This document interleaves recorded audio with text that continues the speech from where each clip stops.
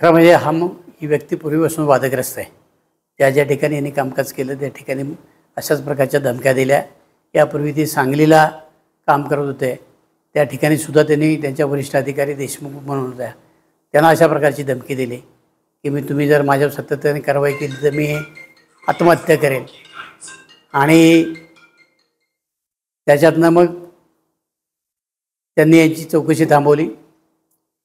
ही त्यांना सवय लागून गेलेली आहे की भ्रष्टाचार करायचा आणि तो भ्रष्टाचार लपवण्याकरता वरिष्ठांच्यावर दबाव तंत्र वापरायचं, धमक्या द्यायच्या, मी आत्महत्या करेल, मी अमकं करेल.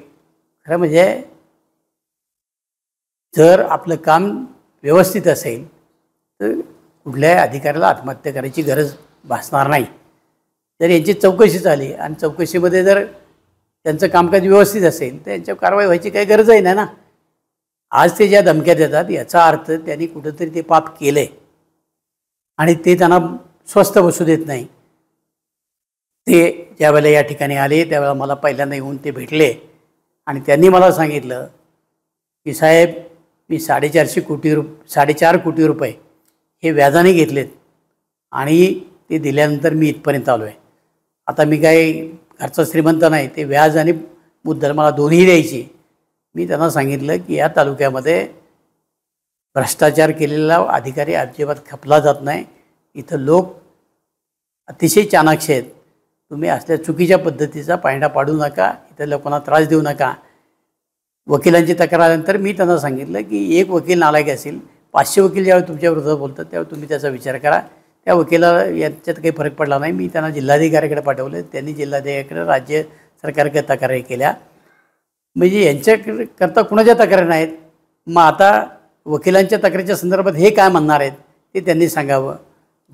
त्यांचे जे बेडसे नावाचे तहसीलदार आहेत ते आणि यांच्यामध्ये विस्तव गेलं नाही. बेडसेंच्या अनेक चौकशा यांनी केल्या आणि बेडसेचे त्यांचेसुद्धा वाद आहेत. बेडसेंनीसुद्धा अशा प्रकारचं पत्र निवडणूक आयोगाला नेलं की आमदारांचा मला त्रास आहे. यांनीसुद्धा अशा प्रकारचं पत्र निवडणूक आयोगाला नेलं की माझा त्रास आहे. एकदा शासनाने यांची सगळी चौकशी करावी. CBIकडे करा, CIDकडे करा, जे काय आणखीन आहेत की SIT लावा. याच्यामध्ये कुणाची नक्की दोष आहे. मी यांना किती पत्र दिली, किती वेळा त्यांच्या ऑफिसमध्ये गेलो, किती वेळा त्यांना फोन केला, हे सगळं त्यांनी सांगावं आणि खरोखर खुलेआम चौकशी व्हावी आणि शासनाने दूध का दूध पाणी का पाणी करावं, एवढीच माझी या निमित्तानं नम्र विनंती राहणार. त्यांनी आता आत्महत्येचा इशारा दिलेला आहे. तुमचा त्याच्यावरती पुढचा राजकीय डाव किंवा त्यांनी आत्महत्येचा इशारा हा मला काही दिलेला नाही. त्यांनी निवडणूक आयोगाला पत्र लिहिलं की मला ते पत्र अजून माझ्या काही नीट वाचण्यात आले नाही किंवा दिवसांच्या विरोधात काही तक्रार केली असेल आणि त्यांनी तसं म्हटलं असेल की मला आत्महत्या करावी लागेल असं आहे. याचा खुलासा हे वरिष्ठ अधिकारी करतील. त्यांनी का मला पत्र लिहिलं नाही की मी आत्महत्या करतो. मला जर पत्र लिहिलं असेल त्याचा खुलासा मी केला असता. तुम्ही त्याच्यावरती काय आंदोलनाचा इशारा वगैरे नाही, मी आपल्याला एक सांगतो, आमचं विधानसभेचं अधिवेशन आहे. मी विधानसभेच्या दारामध्ये बसणार. या दोघांची चौकशी करा. त्याच्याकरता SIT नियमा CBIकडे द्या, सगळ्या कोणाकडे द्या, इन्कम टॅक्स जेवढे अधिकारी ते सगळे यांच्या चौकशी करता लावा. त्यांच्याकरता लागणारे सगळे पुरावे द्यायची माझी तयारी.